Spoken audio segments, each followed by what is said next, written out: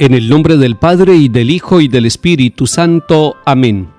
Ya no temo, Señor, la tristeza, ya no temo, Señor, la soledad, porque eres, Señor, mi alegría, tengo siempre tu amistad. Ya no temo, Señor, a la noche, ya no temo, Señor, la oscuridad, porque brilla tu luz en las sombras, ya no hay noche, tú eres luz. Ya no temo, Señor, los fracasos, ya no temo, Señor, la ingratitud, porque el triunfo, Señor, en la vida, tú lo tienes, tú lo das. Ya no temo, Señor, los abismos, ya no temo, Señor, la inmensidad, porque eres, Señor, el camino y la vida, la verdad. Amén.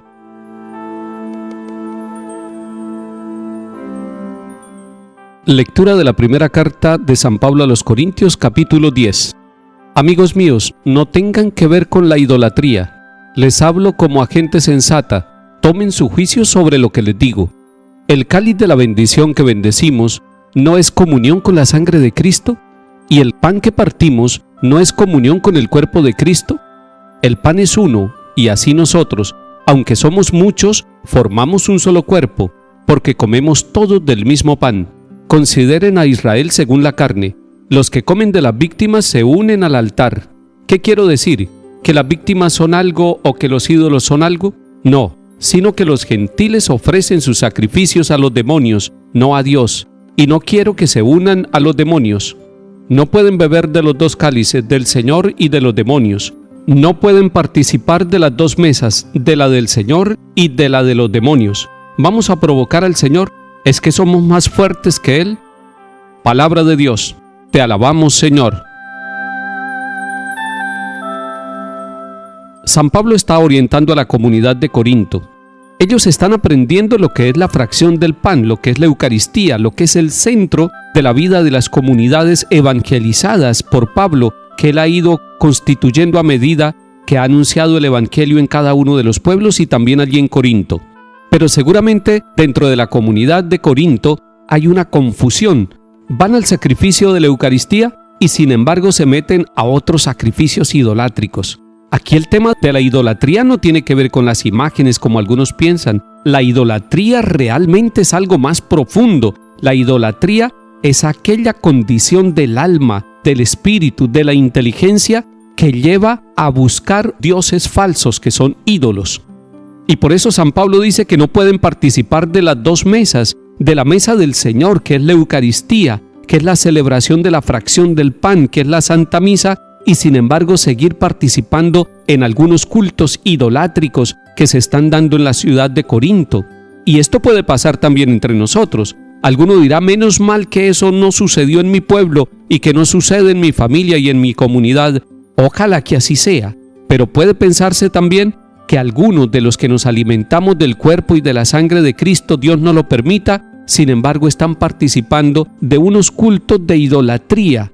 Y eso existe y pululan en muchas partes, y uno piensa que solamente eso se da en ambientes donde no se conoce, donde no se tiene la cultura suficiente, donde no se ha avanzado espiritual e intelectualmente.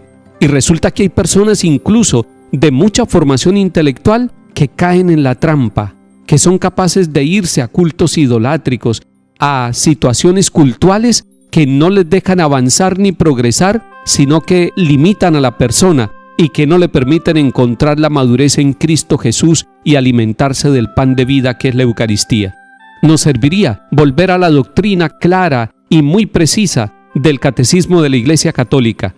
Allá en el número 1358 nos dice: por tanto debemos considerar la Eucaristía como acción de gracias y alabanza al Padre, como memorial del sacrificio de Cristo y de su cuerpo, como presencia de Cristo por el poder de su palabra y de su espíritu.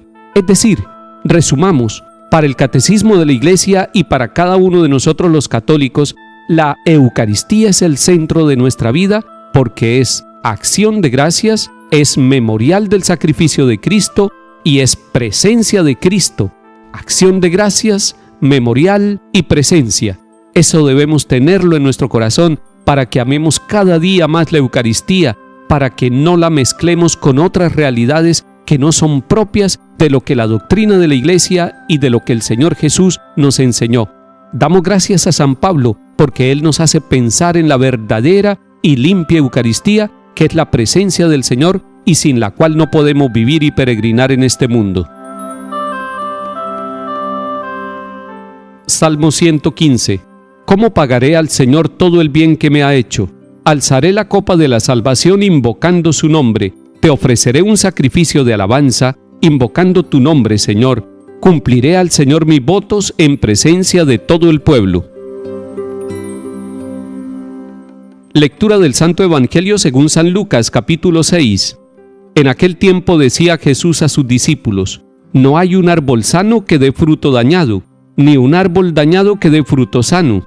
Cada árbol se conoce por su fruto, porque no se cosechan higos de las zarzas, ni se vendimian racimos de los espinos.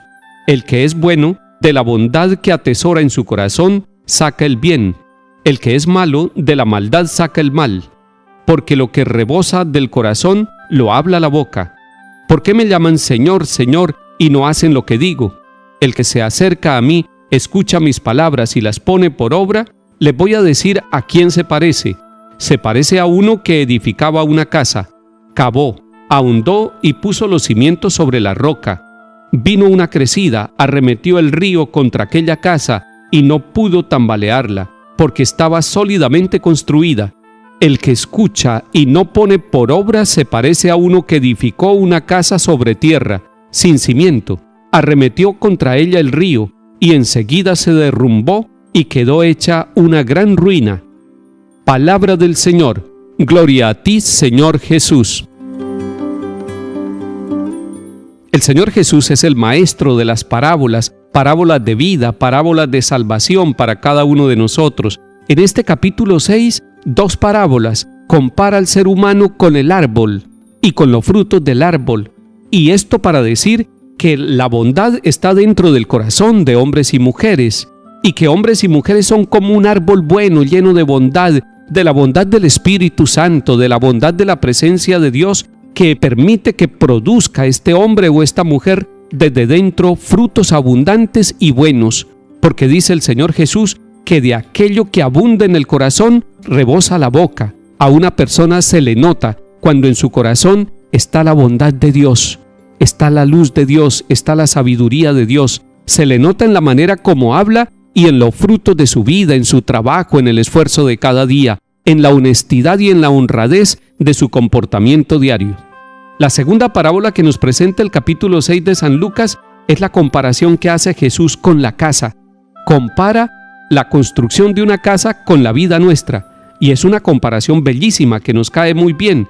Dice Jesús: el que se acerca a mí, escucha mis palabras y las pone por obra, les voy a decir a quién se parece.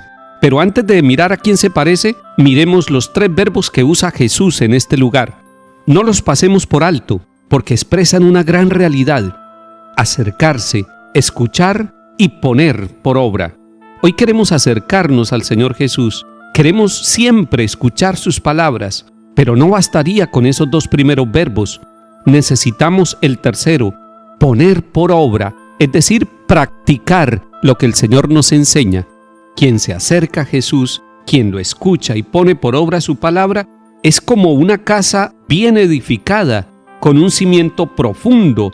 Y esta persona y esta casa, con cimiento profundo, también tiene pruebas en la vida. Alguno quisiera que no tuviera tormentas, que no tuviera crisis, que no tuviera momentos de dificultad, pero la misma palabra de Dios lo dice: contra aquella casa arremetió el río, es decir, las dificultades de la vida. Toda familia, toda vida de pareja, todo sacerdote, toda comunidad, todo pueblo puede pasar por dificultades, por momentos difíciles, y en este momento en el mundo hay países que están pasando por crisis muy dolorosas. Pero si hay un cimiento fuerte en Cristo Jesús el Señor, ese cimiento y esa base nos sostiene y pasan las pruebas y no se arruina, como el que construye la casa sin cavar profundamente. Señor, queremos construir nuestras familias, nuestras vidas personales y la vida de nuestros pueblos y naciones bien cimentados en los principios del Evangelio, en una ética y en una buena noticia que se anuncia, en un reino que se vive y que sirve de base para que no caigamos cuando lleguen los momentos de crisis y de dificultad. Que el Señor nos bendiga y acompañe en el nombre del Padre, y del Hijo, y del Espíritu Santo. Amén.